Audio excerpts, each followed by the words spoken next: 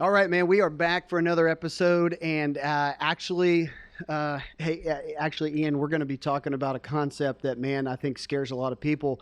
But we've got a great guest on our show today, Geno Kreis. He's the purchasing manager at Music Villa out in Bozeman, Montana. Did I get that right? That's correct. So, yeah, Geno, man, it's great to have you on this episode today.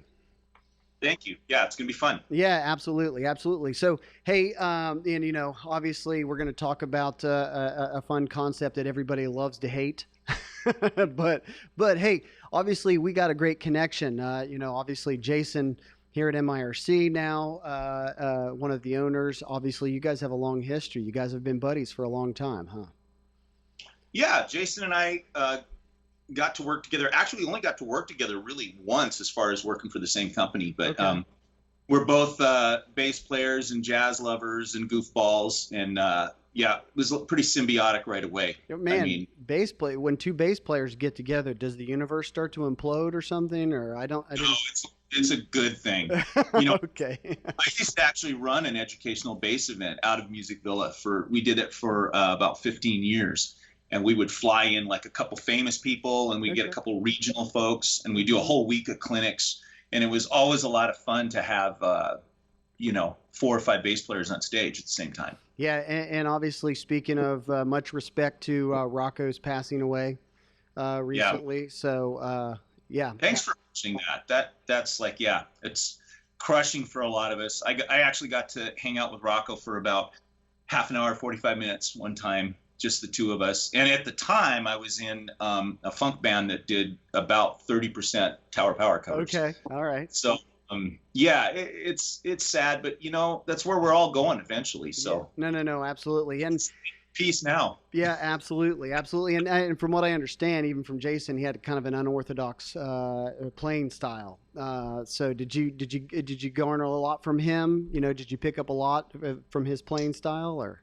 Yeah, and the cool thing for any bass players listening is, of course, when I discovered Tower Power, I'm a bit of a practicer. Okay. So I just like woodshedded on the sound and the technique, and it was a lot of that finger strength. And for anybody who doesn't know, Rocco's sound is to me sounds like you're hitting a pillow with a sledgehammer. Every note is staccato and strong and full of this beautiful poof kind of sound. But what's really awesome is we were actually at a NAMM show in a little area that was a little quieter, and Rocco, the whole time had a bass, but we were just kind of BSing. And at one point, he started playing "You've Got to Funkifies," and what I couldn't believe is in this noisy room with an electric bass not plugged in, I could hear every note. Seriously. My So goodness. I went home and completely started playing even harder. I got to the point where in a bar with the break tunes going before the set, I'd get up and warm up and I could hear my bass without it being plugged in, which is insane. Yeah. I mean, but that was Rocco. Yeah. Yeah, Oh, absolutely. I know he's put his mark on a lot of the industry, and yeah, much respect to him. yeah. So, but That was fun. yeah. I like talking about that. Well, hey, and obviously you just brought up Music Villa, man. You've been out there for quite some time there. Why don't you just give a little run through on Music Villa, what you do out there, so people can kind of get a taste for who you are. Yeah. Well, I am very proud to say that the Music and Sound Retailer Awards came out, and we actually won Best Guitars and Basses in the country. So, Yeah. best store for guitars. And, I started working here 31 years ago. I've left a few times and done other jobs. I started working for Fred Decker, and his son Paul has purchased the store. He's probably owned it 15 years now. And Paul's really a great visionary. I mean, he's a gambler. We have a new showroom that is absolutely world class. Yeah, the I'm always pictures are afraid. amazing. Yeah, yeah. But we've kind of cultivated for the last 20 years since we moved into this new space. We've kind of cultivated some really nice high-end business. And we live in a pretty unique place. We're nestled between a couple ski resorts, and there's I call it the Billionaires Club. There's a ski club where they own a mountain and they build houses on it, and there's I mean, I don't want to drop any names, but there are people, most of them are people we don't know, man. They've got so much money, you don't know who they are. Yeah, sure. They're the right? Yeah. But so there's sometimes you get folks that will come in and buy, you know, I sold a couple from Georgia, the wife's first guitar, a $20,000 Gibson Monarch, because he wanted to make an investment. So a lot of times, you know, folks don't think that sounds insane to a lot of us, but there's people out there that it's just a number. So so the high-end business has been great. Okay. We have about 1,000 fretted instruments in store at any given time. Really what we focus on, though, is having a community and a vibe when you come into the store. A lot of people are surprised at how much business we do, and they go, well, that's all online, but it's not all online. Yeah. We do online business, and we have a lot of correspondence because of our websites, but we are literally your hometown music store that somehow has carved out a little niche. Yeah. So, Yeah. and we can talk about a lot of things, about advertising. I mean, a lot of crazy things we've done over my 30 years here that have really cemented our place in the community. Okay. So, Yeah, absolutely. I mean, you look at what you guys are doing online, and I mean, just the amount of major brands that you guys carry and represent them all well. You know, I can understand why you guys won the awards that you guys have won in the past. So, and that was actually just back in July, right? yeah. That was July, kind of did when NAMM would have been, you know. Exactly. And so, what a weird year 2020's been.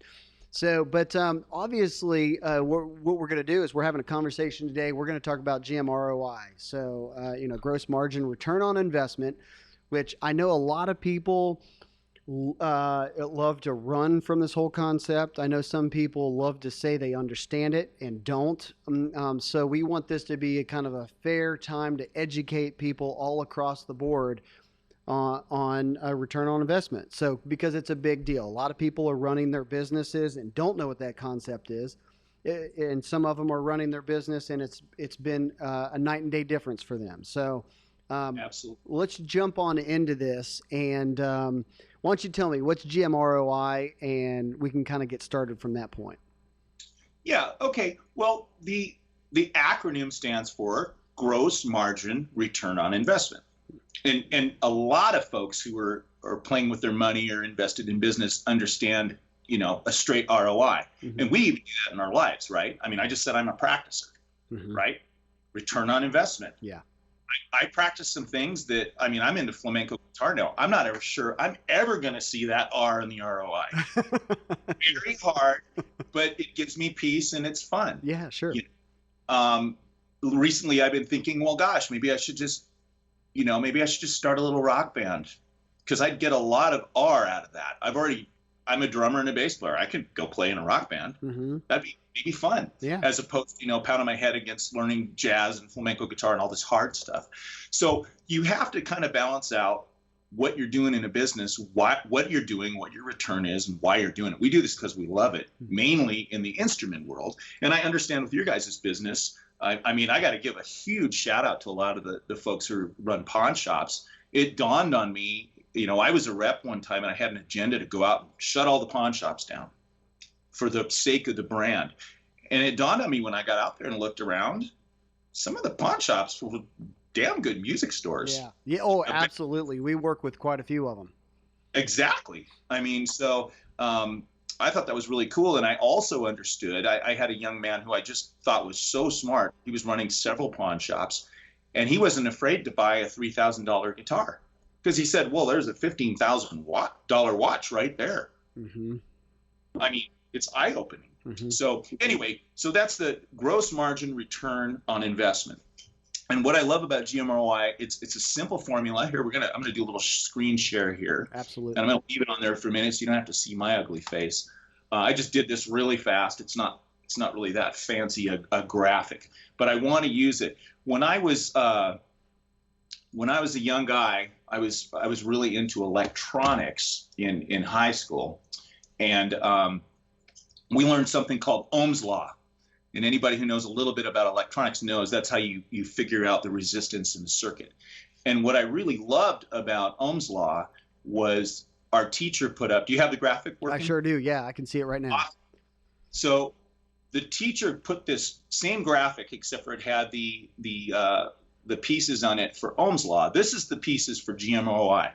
So if you want to scribble this down, this right here will make it very, very easy. What I love about GMROI is the fact that you can, it's one of the few terms, and by the way, it's a term that accountants use to kind of decide whether or not your business is healthy, is really where it comes from. And again, you can't, there's no magic bullet for any of this. You've got to look at a lot of different measuring tools. You got to use different matrices. You got to turn things on its head. This is just one tool. This will not make or break you. This is just one tool, but it is a tool that an accountant might do to kind of look and say, well, how healthy is your business?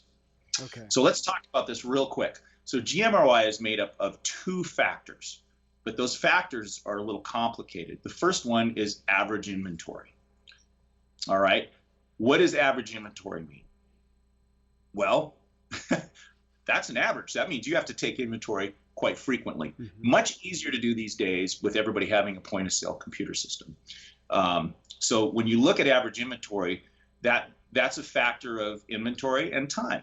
Okay, so it's a little bit more complicated. Each one of these functions we're going to use is a little more complicated than just a number. And then it's also a factor of your gross profit dollars. And I actually did this wrong. I'm like, that's not right. Don't. We were talking while I did this. That's okay. And that's really funny. That's okay. If you want to, this guy does not know what he's doing. Right? Okay. So if anybody who wrote that down, now write it down. Erase it. Yeah. Start over. Yeah. And so what's great about this little picture? Okay, let me finish. Gross profit dollars is of course the margin that you make over that same time, right? Yeah. We talked about. So we really have 3 factors going on here. So what's neat about this little drawing I made is you just take your thumb and you say, okay, you know, Nathan, you want to figure out your gross margin return on investment. You have these other numbers. All you do is take your thumb and cover up what you want to find. Oh, okay. Interesting. So if I cover up GMROI, I have my gross profit dollars divided by my average inventory. It's that simple. Oh my goodness. Okay. Okay. So everybody got that picture? Mm-hmm. Okay. I'm gonna put my face back on. So all we do is we cover up the factor that we want to find. And when we talk about how do we evaluate something that we're doing? You know, and we had a little chat before, and you're right. I mean, sometimes it's really scary to say, well, gosh, you know, do we buy a $20,000 item to sell? $20,000 guitar. Yeah. I mean, it's a lot of things that, you know, yeah, the good backhoe or something, no problem. That's cheap. But $20,000 guitar, let's think about that. I'll tell you a little trick that we did at Music Villa. For several years, we would make sure that we started a fancier high-end room when I came back as a general manager in about 2005, 2006. It was a surprise for me because I kept going to this office is ugly and you should put a high-end guitar room back here and blah. So when I had quit my previous job with PV Electronics and came to work, Paul said, I have a surprise for you. And he opened that room. And the way, like I said, Paul is a bright guy, man. The way they figured out how to go ahead and put some things, we always made sure we had a couple things that were purely eye candy. And we were actually able to move that inventory into the display column on our P&L. Okay. Does that make sense? Yeah. So instead of it being inventory, it was display. And you'd have to talk to an accountant and go, well, how does that depreciate? It's different. Yes, we did sell that stuff, but we didn't worry about selling it. Yeah, that's we right. said, hey, Paul Reed Smith Double Neck Dragon, it's going to be here for 3 years. We don't care. Okay. Now, when somebody wanted to buy it, we had to pay, I think, a little bit more tax on it, and we'd move it into that inventory column. We did everything we do is completely above board. Okay. I'm old enough to remember when, a lot of businesses there was a lot of cash and there was the 70s were a great time. As was the 80s. Where did all that cash go? People did, everything we do is completely above board, and it's exciting. So you can work with your accountant if it's something you want to try. That's the whole point here too. Is what we're trying to do is educate people to be above board, because in reality, that's the only way to really do business. And having a good handle on this concept is what we're after. Yeah, and I hope I'm being if I'm not clear on something, definitely let me know. Sorry, I have a little allergy. So. Oh, that's okay. That's okay. But you did say though on that your average inventory and your gross profit dollars, a lot of times they were typically they were a little bit more complicated to figure out. Now you said place your thumb over the one that you want to do, divide it by, but average inventory, obviously some of our listeners might be going, okay, I'm not even exactly sure what that means. Right. So let's talk about that. And first, you asked me a question right out of the gate. What is GMROI? It's why I put the graphic up. Yeah. Because it's a factor of those two items. But really what we talk about, there's a lot of things that we think about. When I go to buy something, what I love about GMROI and what I hate about it is, it's complicated because you're bringing in lots of different things. A lot of times we just look at margin. Mm-hmm. And there's items I just look at margin on. There's some things I buy, not very many. I wish there were a lot more. There's some things I go hunting for because it doesn't matter where they come from. Mm-hmm. I buy something I have a product I buy for 27 cents. I sell for $3. Yeah. And everybody's happy because it's $5 everywhere else. And that's a huge margin. Mm-hmm. The other thing that's important is turns. How often do we sell one, right? So when you look at something, you go, well, that's expensive. You might look at something that's got crap margin, but I'm going to sell that all day long. Man, this is a concept that I think a lot of our listeners are going to try to wrestle with, because I know a lot of people, they look right into gross margin, or they're looking at their margin. But they also go, well, I just want to make sure I can get something and I can sell it quickly. Or maybe they're not buying something that they can sell it quickly if their margin isn't as high as they want it to be. So this is a concept that I think is a huge sticking point for a lot of people in the music retail business, especially today. And I'm only going to say it like this for the sake, I'm paying tons of respect, but we have a lot of people who are just specifically just online retailers, or maybe they have a music store and they don't want to sell online, so you have a variety of people trying to do business here, but at the end of the day, it's just kind of like this whole concept of GMROI, man, it's just a huge point. And so average inventory, I think that people need to understand exactly what this is, because you can't figure anything else out unless you have a handle of what this is first, correct? Again, it's a good tool to have. Okay. I think, I didn't learn about this until maybe, it's been a good 20 years now. And I will say this really neat thing with the little, in fact, I'm just going to share a new graphic for it. Well, I'll get to that. Yeah. One of the neat things that happened with the little graphic, the way I think about mathematics, as I said, it's gross profit dollars divided by average inventory. So I knew I could spin that around and go, I just told everybody, if you want to figure something out, cover it up with your thumb. Mm-hmm. Okay. So I know my GMROI, or I know what GMROI I want. I know where my gross profit is. I just cover up average inventory. So I could actually reverse this. And the great thing is we had a really brilliant accountant when I came back as general manager. And I will share this with you. I'm happy for you to share with your dealers. Okay. I'll send you my GMROI calculator, and we'll get to that in a minute. Okay. You can just plug numbers in, and it bounces the numbers around for you. And when I came back and said, well, this particular product line needs to be at this inventory, mm-hmm. Our accountant, it blew his mind. He's a brilliant accountant, but I guess accountants don't divide, right? Yeah. And it was a joke between us. He's like, well, I don't know how to divide. And because they add and subtract all the time. But I was like, well, if you spin this around, I can decide where exactly should. And I shared with you, Nathan, before the call, a lot of times a guitar manufacturer or a supplier is not really comfortable with a retailer understanding this concept. Okay. And there's a reason for that. Okay, I'm I interested to come hear in. about that soon. I'm interested to hear why. Yeah, well, here's why. I'm working for, let's say I'm working for Gibson, and I come to you and I say, well, that Gibson's a little bit different, but I come to Gibson and I say, all right, so to be a dealer, I need a $40,000 order, and I always need, 60 guitars on the hook. If a dealer knows this number or this math, he might go, that doesn't work for me, man. Yeah. Okay. It just does not work for me. Um, it's really terrifying for a lot of suppliers to say, gosh, my customers understand this. But here's the deal, and we just talked about this. Most manufacturers, the truth is, they just want their dealers to be healthy. Yeah. We really are in this together.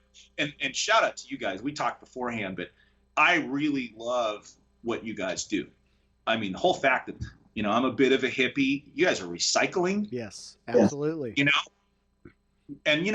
instruments to me, they all have a soul, and they do. Mm-hmm. They just flat out do. We find homes for guitars.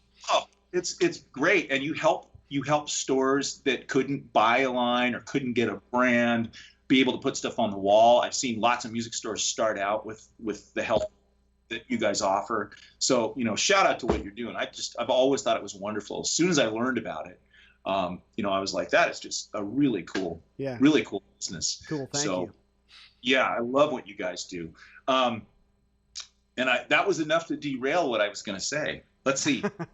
Yeah. So for you guys, it's great. You might say, hey, we don't care. You can buy two and you're going to pay the freight. We don't care. And I think that's what you do. Am I right?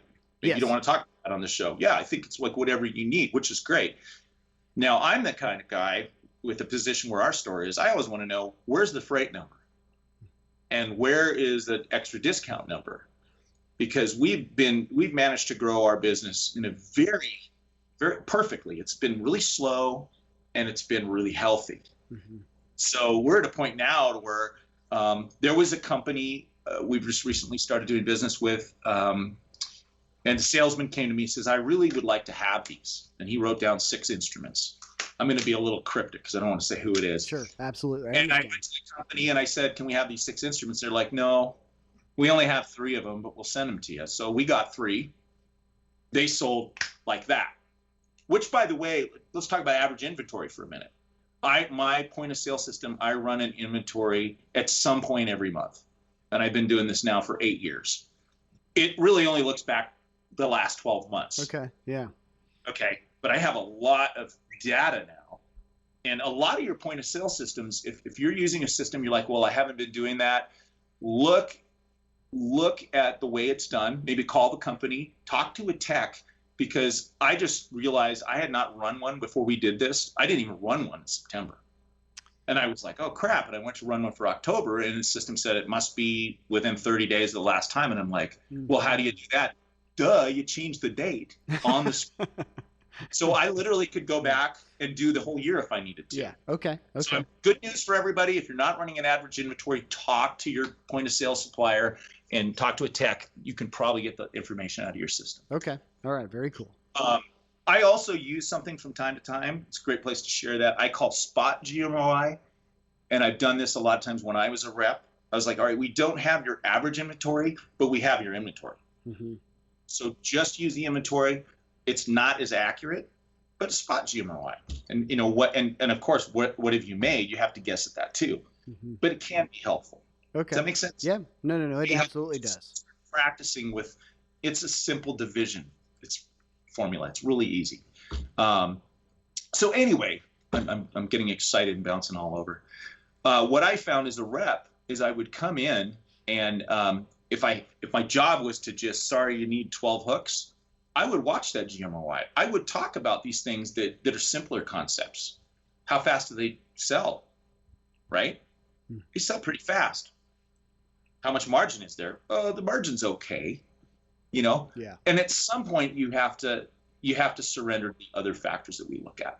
But it doesn't negate how important GMROI can be. Okay. Yeah, because you have to take into consideration, obviously, and I'm going to school here with everybody else who's listening or watching this, but obviously you have to take into consideration how fast something sells. And that's the Yeah. thing that I think a lot of people get caught up on is, or don't completely understand is the margins might not be okay. Because, let's just take, for instance, we live in a world here, we get guitars in, we refurbish those guitars, and we still have lots of customers of ours that want to, go, well, what kind of margin can I make? And it's just like, well, I don't know, because we're talking about used instruments, which your world is mainly new. I'm sure you guys carry some used instruments that come in off the street, but, we're talking about used instruments. So it depends on what you sell it for. Well, they're like, well, I can kind of get an idea of what I can sell it for. What can I buy it for? Well, and what we're trying to do is we're trying to impress upon our dealers and those who are listening that that's just not the complete picture, because Right. you might take something and, if you get a guitar in, the margins might be okay, but it takes you 3 months to sell it. Is that good? Is that bad? I don't know. You got to answer that for yourself. But if you can get a guitar in that you don't make a lot of margin on, maybe the dollars are lower, but your clientele, and you can flip that guitar, buy another one, sell that one, buy another one, and within that same period of time, you sold 3 or 4 of them. And so, what is the difference, and how should a lot of our dealers be approaching that when they're talking about GMROI? Because I think a lot of people fall short of how are they going to leverage those dollars over a period of time. Buy something, flip it, reinvest those dollars, and then keep going back and doing that over and over again. Right. Where, and apologize for making this question long, but then overstepping guitars because they just don't like what the margin is, but it could sell fast. So I said a whole lot there. So you say things now. You talk. Well, Yeah. my boss, my buddy, my partner, Paul and I, we have a couple rules. Okay. And one of the ones we do, and it's great to say this in an election year, especially a month before the election year, we have to remove emotion. Okay? And just think about that for a minute. It's hard to do. It is hard to do. But the great thing about numbers is they really don't lie unless you goof something up. And I've done that many a time. I'm like, boy, that just doesn't seem right. And we've actually moved in action on the store with mistakes I've made before. Yeah. That's been funny. It's like, we need to get rid of those. So we do a few things. And I love what you said. We also have another saying, stepping over dollars to get to pennies. And that's the forest. I never understood you can't see the forest for the trees. I never understood what that meant, but I understood stepping over dollars to get to pennies. Yes, absolutely. And I'll give you an example. There's items, and by the way, it's helped me to make peace with these items. There's items that have real crap margin. Boy, I could pick on one. I'm going to pick on one. Okay. I'm going to pick on the Shure SM58. Oh, no. That mic's been on it. around since the beginning of time, though, right? It has. It's made in Mexico. I love the folks at Shure. They do great stuff. They're probably into that thing for $5 at this point. I mean, and there's just no way to get. And I had somebody at Shure tell me, "Hey, that's our cash cow. It's never going to be yours. Sorry." Yeah. And they deserve that. I have a hard time stocking, buying, and even seeing people sell those. Okay, it's a great product. I know salesmen, and this is where emotion comes in. Oh, darn, I buy them SM58s, and they fly out the door. I'm a good salesman. You just attached emotion to somebody needing toilet paper. Yeah. Right? Yeah, absolutely. You just said, I'm a great salesman because, boy, these things fly out the door. Yeah. Now, we talked about some things. We talked about turns. That's important. Turns are damn important. Yeah. There's folks that would totally disagree with me and say, no, I make great money on SM58s because they sell so many of them. Yeah. All right. So I need to remove my emotion. My emotion's about the margin. Yeah. I see a Shure invoice, I'm pissed. I see how many sell, I'm pissed. I'm just pissed. Yeah. Because I see if you can just get another $5 out of every one of those sales, I know what that would do. Okay. So we have to remove emotion, and I'm being fair. You have to remove it from both sides, right? Sure, absolutely. I see what you're saying. Right. And so when when you're talking to a dealer, and you're absolutely right, and there's another huge factor that GMROI doesn't touch this other factor, and that's how many times are you touching that product? How many times are your guys messing with it? Yeah. We would call that here maybe which it's actually one of my questions is does a weighted cost, is that determined in your GMROI? I mean, like not. See, that's part of a conversation, but it's interesting you say that. Keep going on that. Yeah. So and you need to take that into account, you know, and because there's a lot of businesses. I mean, we've gotten to a point where we're a little bit of a machine. We have a lot of things we can make better, but I was just really surprised when a guitar comes in our back room. If it's over a certain price, it gets checked in, and then it gets reboxed and put in another pile. Another person comes and takes it to another part of the store downstairs, unboxes it, photographs it, and then they return it to a rack with a sign on it, and then it goes through our setup team. And that, we don't care what it is. We don't care who set it up. They're just going to look at it. They're going to make sure it's done right. What's really funny is sometimes it's several days before they come to me and go, this has a ding in it or it has to go back. And I am constantly going that weighted cost. I'm going, gosh, everybody has to touch this freaking thing before we figure that out. Yeah. Like, couldn't the guy in shipping look and go, this is damaged?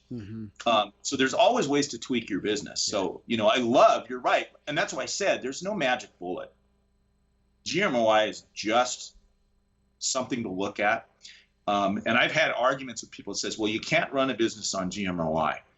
Well, I've got, and I wasn't able to run the report wasn't running. I was trying to run some reports for you guys. Hang on a second. Let me grab some. Sure. I was going to grab a paper one. So when I look down my list, and by the way, this is something we didn't talk about. When we take some of these numbers, it spits back the GMROI value that comes back is a dollar amount. Okay, not necessarily a percentage. Yeah, that's what can confuse some folks. All right. Okay. So that dollar amount comes back, and the thinking is, I spent $1. What am I getting for my dollar? So $1.10 is 10 cents, right? Made 10 cents. 88 cents means I lost 12 cents. Follow? Yeah. So, and here's why you can't use this as law. I'm just going to find a big department for us. All right, in a year we have $3 million in sales. We have an average inventory of 1.3. Oh wait, that's not right. Yeah, $1.3 million. When you divide those out, my GMROI is 82 cents. Now, if we just use GMROI, you'd say you're going to be out of business, man. You can't do that. But no, the truth is, you know, we made $85,000. That's important. Yeah. Does that follow? Yeah. You can't use GMROI. It's not a magic bullet, but I can use that. I can say it's fretted instruments. I can then, with the software that we should all have, I can go and look at each brand, right? Yeah. I could look at banjos versus mandolins versus electric guitars versus acoustic basses. And I do this all the time. I drill down and I find things that are a problem. Okay. We had figured out, let's talk about drumsticks for a minute. Paul and I are both also drummers. And we had about 212 different kinds of drumsticks when I came back here 8 years ago. We started running numbers. By the way, we found some, because of the computer system, we found some drumsticks. I was buying 4 boxes a year. Yeah. We were selling 3 sets a year. They were getting stolen. So whoever was using them, they've either decided to steal something else or they're having to go somewhere else to steal them because we don't carry them anymore. Yeah. So as we're able to drill down, we were shocked to see things like drumsticks and drum heads. Our GMROI was terrible. And it's because in that pocket, and all of y'all who carry drumsticks know, a few drumsticks on a wall is a lot of freaking money. Yeah. Guitar strings are a lot of money. So you have to look at these things. And we currently sell about 36 sets of drumsticks. That's the downside of understanding GMROI.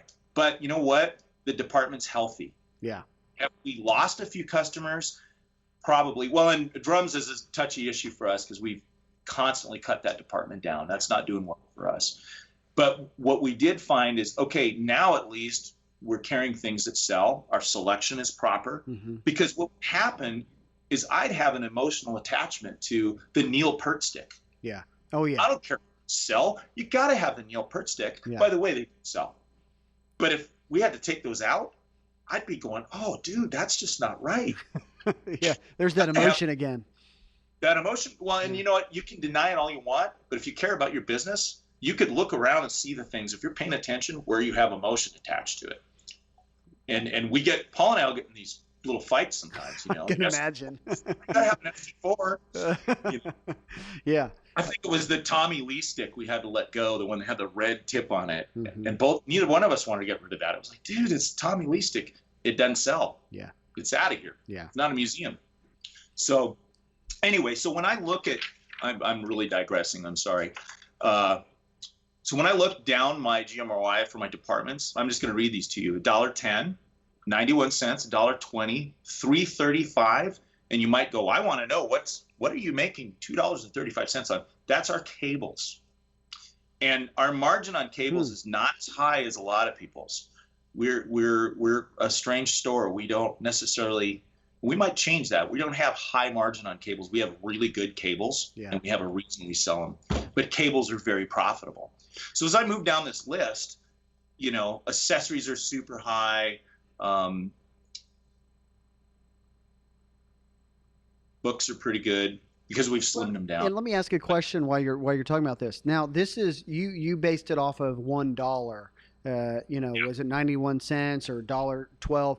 This is the software that you use that spits GMROI out as a dollar amount versus based off of $1 of investment. Correct. Okay. Correct. Well, GMROI is a factor that's in most everybody's point of sale system. Okay. And so in just in the little bit that I've read, a lot of times people determine GMROI based off of a number like 3.2 or 2.8, and I'm guessing that's based off of almost the same thing as based off of 1, which would be like $1, or like a 3.2. Like if you determine your GMROI you want to shoot for could be like a specific number, or you might have a specific dollar amount based off of a base of $1. Am I looking at that correctly?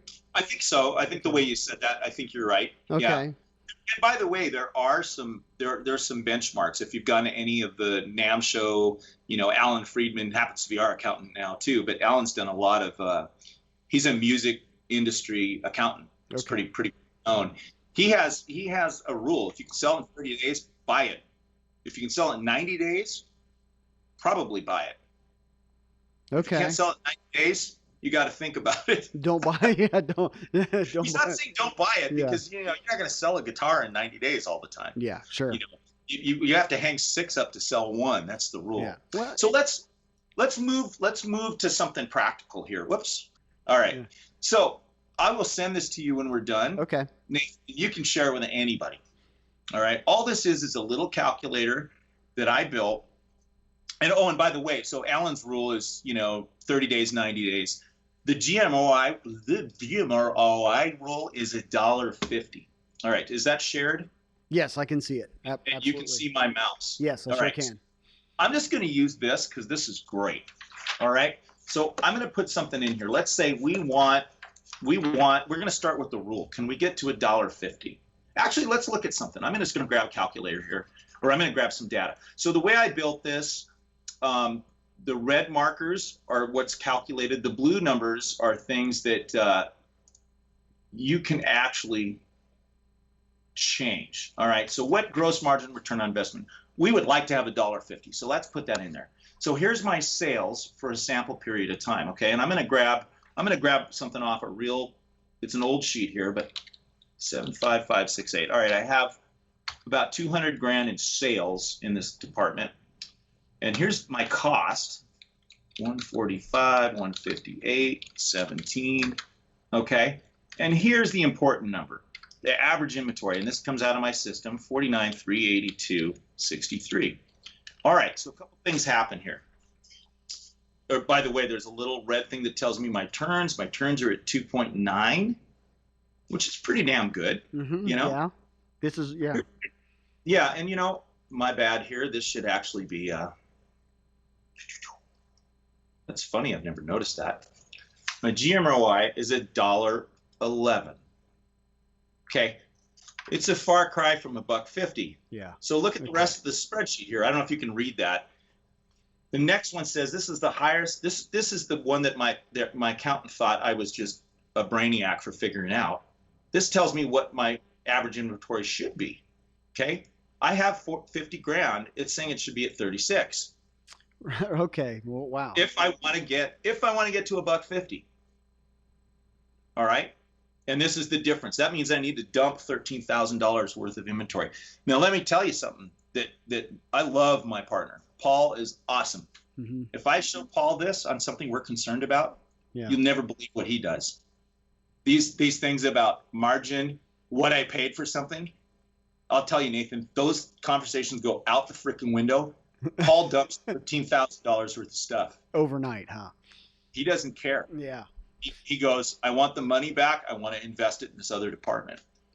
Man, okay. That's the whole thing to think. This is, okay, so I gotta, if we can unpack this just a little bit here, because this is interesting. So obviously the very top number, oh, there it went. Yeah. The very top number, $1.50. That's your GMROI that you want to hit. So that's for every dollar you invest, you want to make sure that you get 50 cents, $1.50 back. Am I saying that correctly? Yes. Okay, but that's just a benchmark rule. If you talk to an accountant, he'll say that's a good rule. Okay.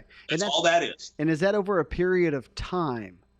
Yes. All this is time sensitive. Is this a month per month? No, those right there are all annual numbers. Okay, annual numbers. Okay. You need some time to figure out what the inventory is. Otherwise, you're doing an average inventory every day. That's silly. Okay, yeah. And so now the next line is you got $199,000 there of your total sales, but you guys had to buy $145,158 to get that $199,000. Exactly. But you right now at this level, you've got $49,000 of inventory on the floor.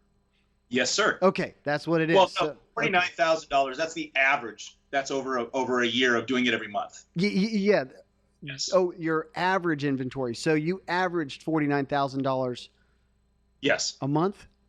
Every month, my point of sale system says how much inventory do you have. This is in amplifiers. Okay, I got you. This month it was 42. Last month it was 53. Well, when you average that back for the last 12 months, it comes back to 49K. 49. Okay, so but your GMROI was $1.10, which was, you obviously made money. You're just not making the mark that you wanted to make. And so I've got a question as I get to the bottom of this. So, but your calculator said if you wanted to make $1.50 GMROI, you needed to actually average $36,000 because, and is this meaning because some of your inventory is just sitting around and not selling? It's a lot of things. Okay.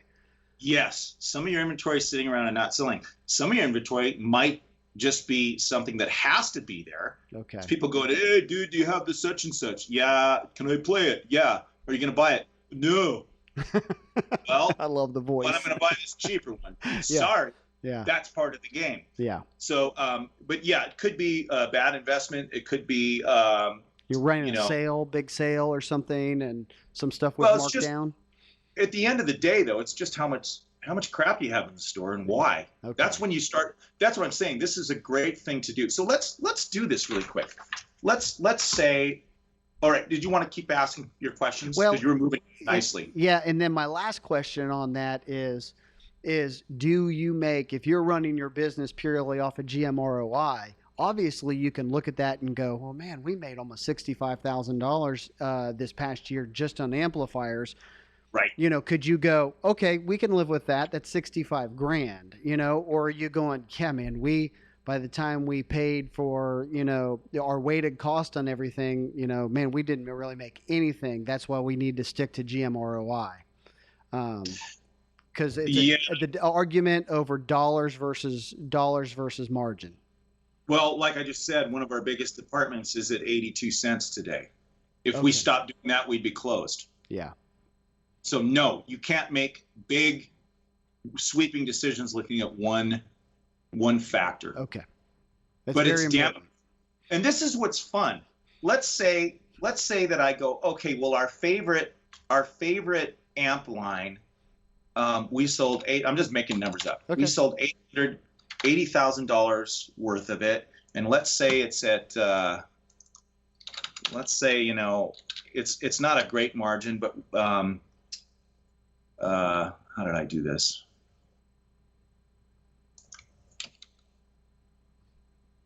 I don't know what I'm doing. Let's say my cost on this was $60,000. Yeah. And let's say $40,000 of my inventory, or let's not be that mean. Let's say $30,000 worth of it. Because you know what? There's an award sitting right here I could show you in the camera from an amplifier company. It's an excellence award. Yeah. In 2005. This is an excellence award from Mesa Boogie. We love Mesa Boogie. Oh, you can't see me anymore. I'm holding the award up. Yeah. Well, when we got this, the salesman was so happy that was selling all the Mesa Boogie, and I said something almost mean to him. I said, "You did a great job." I said, "But I want you to understand this plexiglass award was given to you for buying Mesa Boogie. It was not given to you for selling Mesa Boogie." Yeah. Because when we looked at the matrix, it looked very much like what this looks at. Yeah. This looks like. Okay. So let's look at these numbers I plugged in. All right. $80,000 in sales, $60,000 is the cost of goods. All right. Our average inventory is really high. Our GMROI is 67 cents. When I see a GMROI that's under about 60 cents, I get really worried. Oh, I bet. So all of this would say is, okay, you got to dump 16K of that product line. Man, so that's crazy you figured that out. That's like telling the future. Yeah, exactly. And all it is I just reversed that. I put my thumb over another thing. I didn't say, well, tell me what GMROI is. It's something that's static that just changes, and I'm a slave to it. No, I covered up something else and put the GMROI number I wanted, and it gives you the number. Yeah. Okay. So it's just an easy calculator. And I know until you get the concept of what this is, and I hope we've done that. Mm-hmm. I mean, we've certainly talked a lot at this point. I hope that we've done that. So what I love is, we drill down. Okay, so here's the numbers I put back in. I backed it up, so it's back to those numbers. Yeah. Okay. Now we picked on a brand. There's another thing you can do. You can pick on your guitar. Let's say you have a lot of 412 cabinets. If your system, and I'm not sure if all your customers are able to do this, I have different categories or subcategories under those categories. So I can go in and say, okay, in bass amps, we sold 50K, my cost was 28K, and my average inventory is it's $6,000 because I only carry what I carry. Oh, my GMRI is 3.67. Wow. And by the way, that's my bass amp category is really good. Mm-hmm. Because we kind of focused on a few things, and that's what we do. Okay, and this table is telling you. So this is this telling you now if you're going to predict the future on those bottom rows, it's saying you need to buy more of this. Well, and again, like when I was a rep, I used this tool. Okay. Because I would come in and say, "This is what you sold in the last year. What do you think you made in margin?" We plug it in. And that's exactly what would happen. So as my manufacturer, when I worked for Hartley Navy, he might have been scared that I was talking about this, but when that number popped up, he'd have been really pleased. Yeah. And the good thing for me is I could say, well, you could safely buy another 8,000, not buy, stock another $8,500 worth of stuff. Yeah. Not buy, stock, right? Okay. But now, what do you mean by the difference of that between buy and stock? Well, if because that's an average inventory. So like on average, I've got $6,000 worth of bass amps. So that's even better for a rep, Yeah. Oh, right? yeah, The absolutely. stock $8,500 more, which means when it sells, you buy another one. So Yeah. let's pick some other things. But as a warning, like I said, this is not a magic bullet, but it gives you freedom. Okay. We did a thing here when we just did our new high end room. That used to be our PA room, our keyboard room, and our tech room. Mm-hmm. And I love sound systems. I mean, I was really sad. We had the big trussing with the lights and Paul said I'd like to do this high end guitar room. Well, what do you think I did? I went to work crunching numbers and I used this and went, we can do it. Because if we just go to what the calculator says we should do, we can make all that stuff fit in another part of the store. And it's exactly what we did. And it all works. The math is solid. Okay.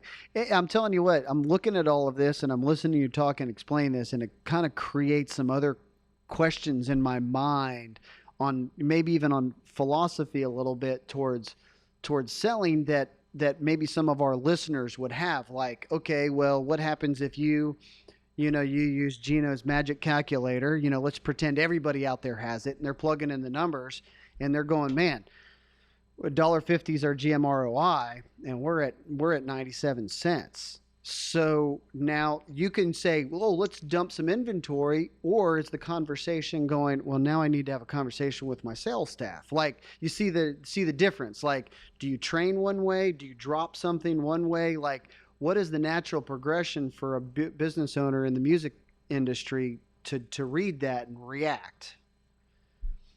Because I know a lot of people are going to have that question. Yeah, and that's the freedom. That's the brilliance of business. It's chess Yeah, game. that's true. That's true. Yeah. You can do a lot of things. You can and like I said, I mean, we literally just said, okay, Rocktober. We just found out. I'm sure our people knew. I didn't know that everybody's doing Black Friday now. I had no idea. It's October. What are you talking about? Yeah. So my guy said, hey, give us an aging report. This is what I love about the team we've built. My team comes and says, give us an aging report.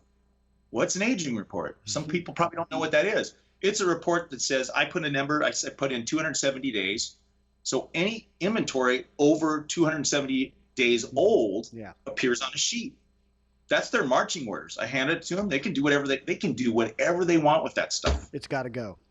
We have the freedom in our business to do that. And I'm going to tell you right now, it's why we're healthy. Yeah. It is scary as hell. When I worked for a company, I went to a city. I'm going to keep this as secret as possible. And we had, purchasing amounts. And I think the business had about 8 or 9 stores. I visited all the stores and I had a sheet of paper and I wrote down I did an inventory in every store. And then I went to the corporate offices and I sat down and the guy said, I said, well, we have these buy-ins for each location, which that's going to be really expensive with 9 locations. So what can we do? And then I said something about you have a lot of used stuff. And the guy looked at me straight in the face and said, I don't carry used stuff. I was crushed because this guy had stuff that was 10 years old. Yeah. Some of it was technology. Yeah. He would not sell below map. Really? And that ended up being a great relationship, but it took me a lot of tap dancing and education to help that business owner realize you're never going to sell. Never. That $300 you spent on that amplifier is gone. Yeah. We have a same. So if you can get $50 for that thing, take it. Yeah, absolutely. And don't give it to me. Buy bubble gum with it. I don't care what you do with it, but that's garbage at this point. You need to get that in somebody's hands that can use it. Absolutely. And typically around here, it's kind of like if it's been here for 6 months at that price, it'll be here for 10 years. Absolutely. So yeah, a little bit of wisdom there from coming from Jason, but I don't know. I'm trying to. There's just so much because, like you said, it's business. You can do it a little bit this way. You can do it a little bit that way. You can approach this or react to it however you want. But a lot of times for our listeners, it's just kind of like, I just want them to get a good concept of the contrast between, and to be fair, what you've just said, it's not a magic bullet, but it's a contrast between, buying something that you can flip fast versus buying something that you can make that margin. Right. If you were going to talk to smaller businesses, what do you think? How would you weigh those out? What would be more important to you? Well, I think to start out, margin is definitely important. Mm-hmm. I mean, there's also a value in trust that you have to build with your clientele. Yes. There's a lot of things. I would say if I had to pick one,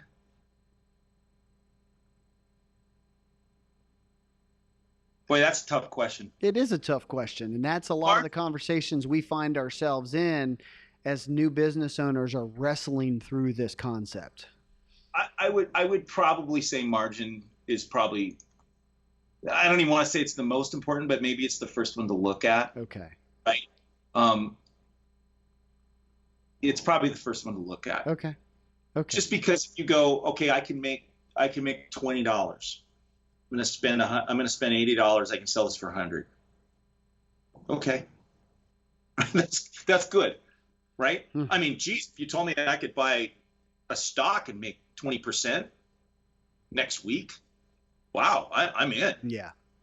And it's supposedly in and out. I bought it, I sold it, I made $20. Yeah. That's great. Yeah. Because you turned it quick within a matter of days, not weeks or months. Yeah, but we're bringing time into it in turns. Yeah. No, just margin. Okay, margin's probably important. But you're right. If you spend $80 on something and you can get 20 back in 7 years, no. Yeah, no, that's not going to work. Margin's not important. So there's a lot of art and style and salesmanship involved. Yeah. You got to kind of figure out what really works. And again, it's why I'm a bit of a freak over this GMROI thing, because it's something that takes into account several factors at once. Oh my gosh! If you could see the inside of my head right now, it would be it's like swimming right now with questions. Well, okay, so we could boil it down to, if we're going to do this, okay, margin is definitely a factor, but then once you bring in time into that, you can start shifting things a little bit, because if the margin's not there but you sell it quick, okay, go for the dollars and reinvest those dollars. But you're maybe, am I being clear here in saying that that's not necessarily a safe way to run your business? Would you recommend that, or? Well, it's safe because a lot of people do it, right? Yeah, a lot of people do it. So is it safe? Yeah, it's safe. Well, Are you stepping over dollars to get to pennies sometimes? I guarantee you are. Absolutely, and it goes back to the words you kept saying is are you healthy? Yeah, exactly. And that, again, that's the interesting thing about this is this is not something I made up. This is something that accountants use to determine if your business is healthy. Yeah. And I would hope, I don't think a good accountant would be like, oh, sorry, you're at my overall is 97 cents. And I'll tell you what, we're healthy. Yeah. But that's because some of the ones we just make an investment and go, hey, we're a fretted instrument shop. Should we have 1,000 fretted instruments in here? Probably not. But we just won the best guitar store in the country. That's worth something to us. Yeah, sure. Absolutely. Customers come in and their jaws drop. My buddy owns a print shop, and I told him we had 1,000 fretted instruments at dinner one time, and he called bull on me. He's like, no, you don't. I've been in there. I go, Mike, I buy for the damn place.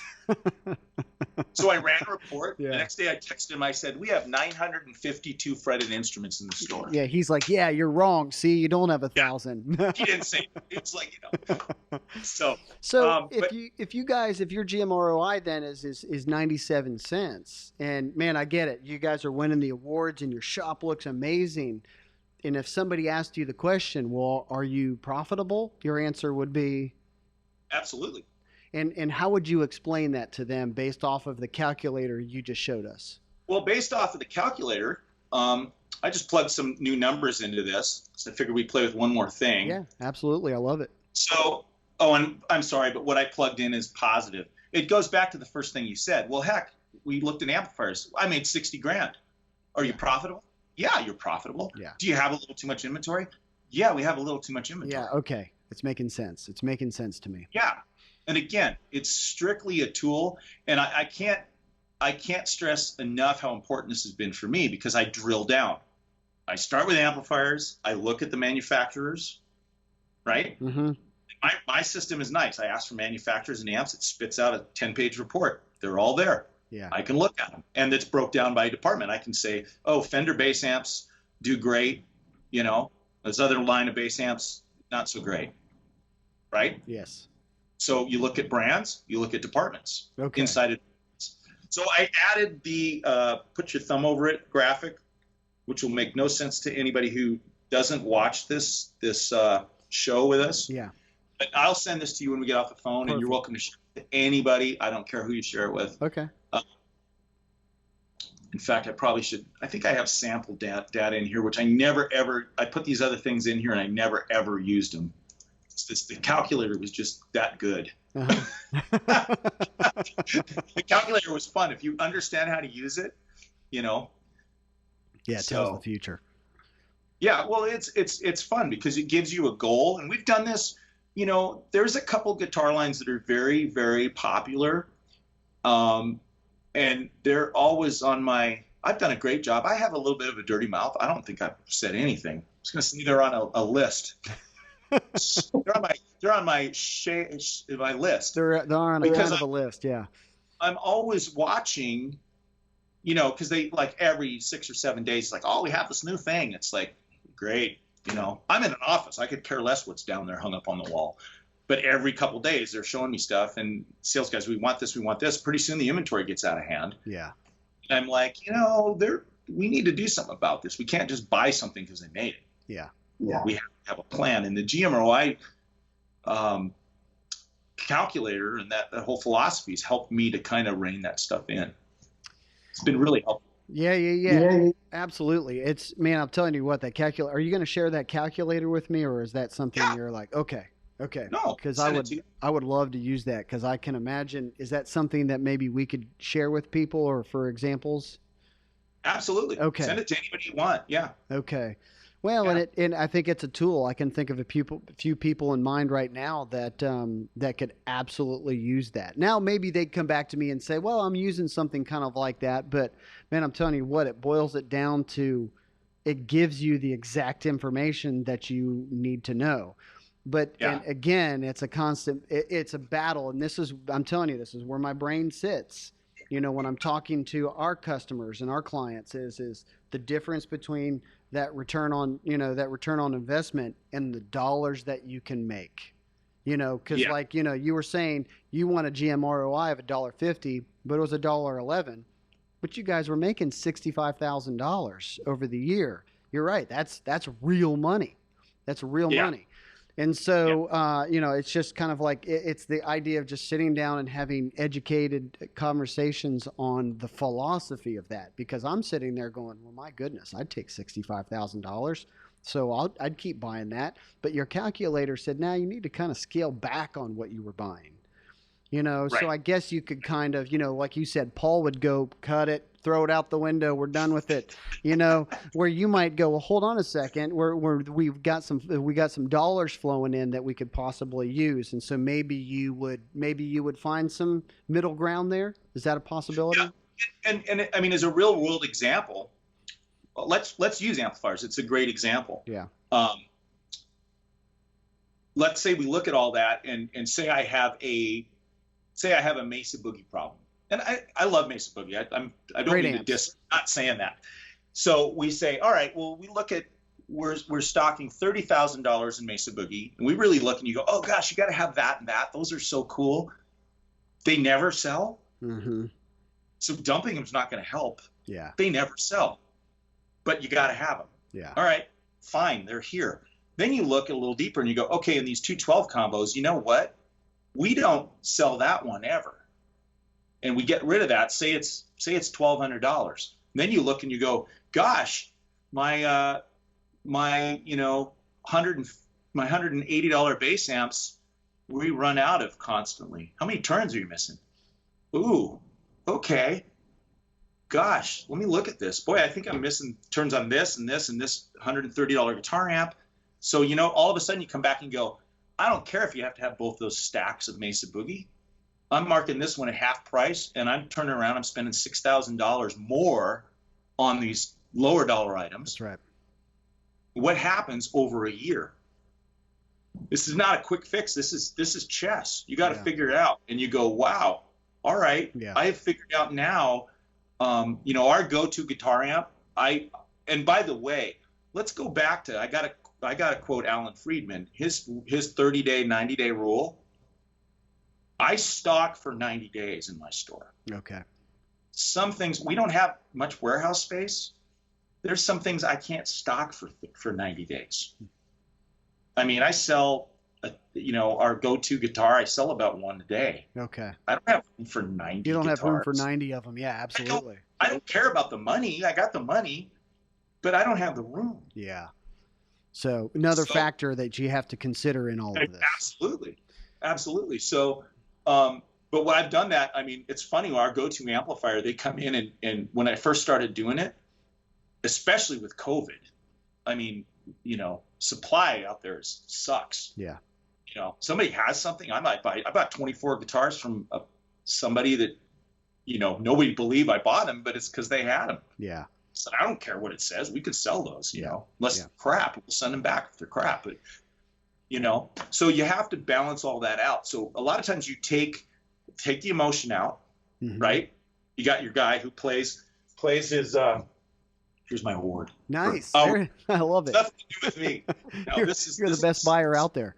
This was Stacy Olson back in 15 years ago. Okay. He was a great player and a great Mesa Boogie salesperson. Yeah. But it's an award for buying. Yeah. Right.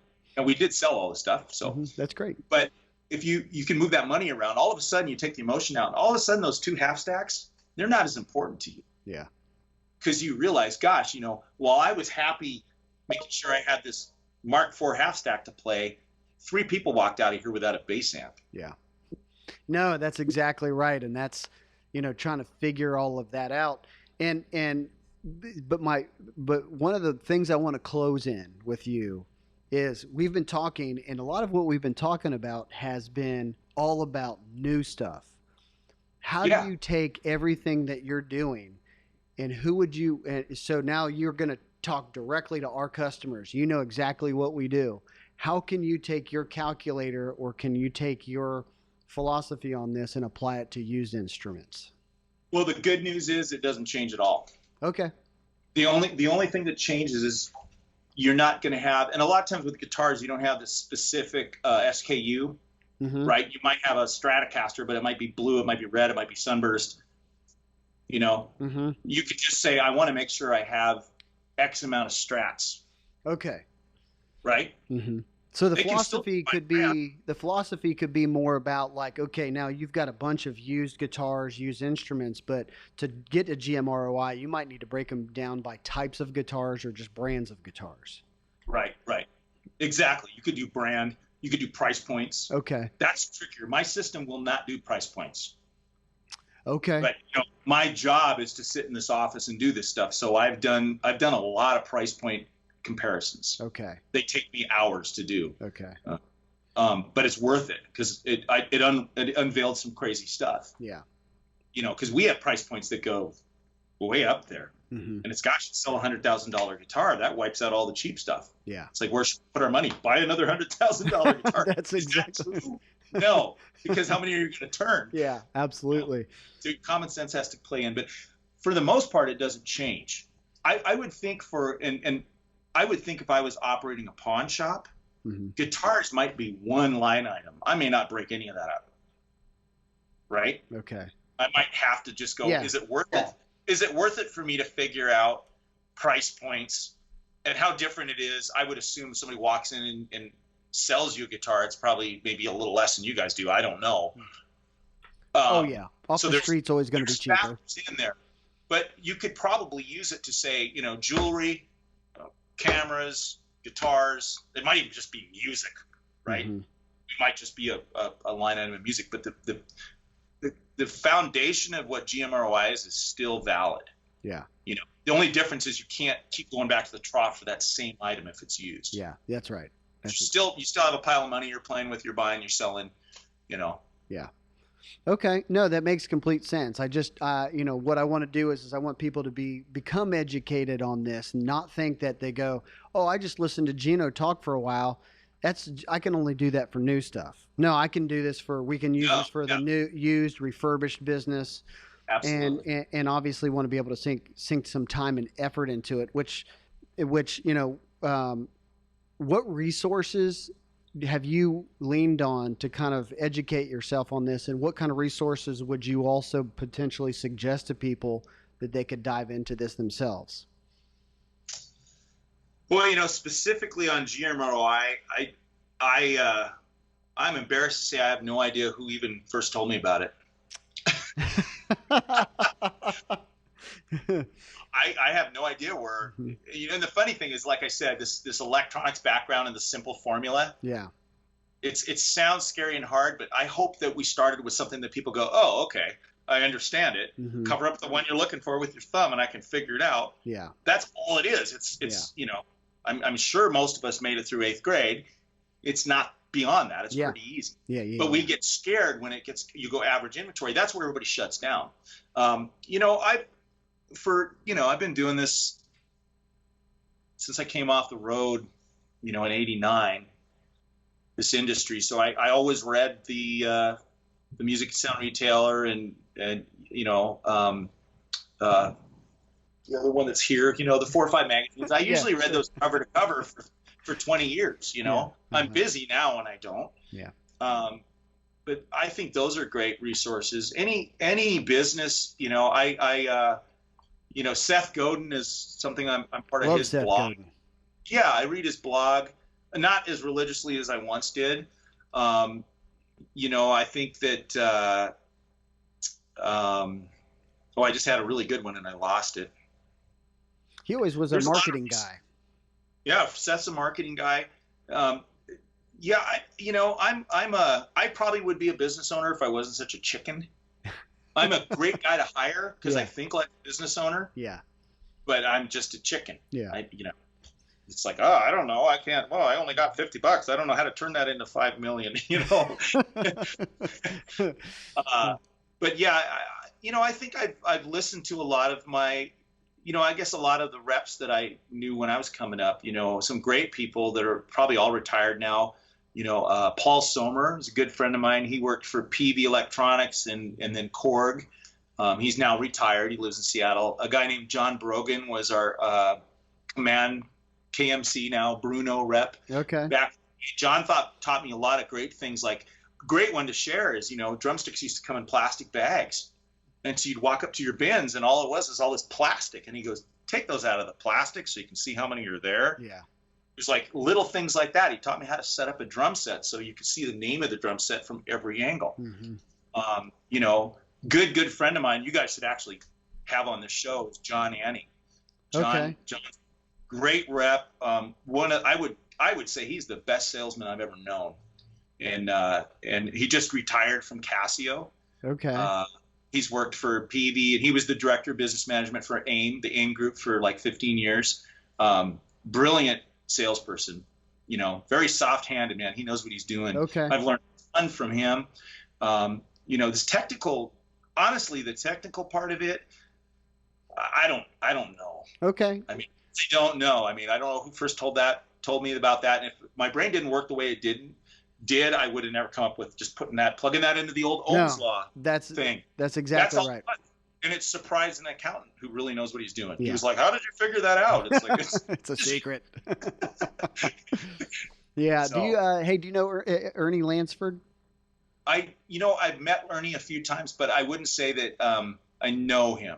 Okay. I just didn't know if you guys had crossed paths, but he's just has a great reputation of being a wonderful salesperson as well. Right. And I don't think Ernie would know me if he saw me. Okay. I may not recognize him. It's been years, Okay. I should have said Jason Gano guy that, Yeah. Oh, that was a given. That was there. Everybody else we're talking about's right under there, right? Yeah. So you have to say that. That's right. You're going to make sure he hears that, right? No.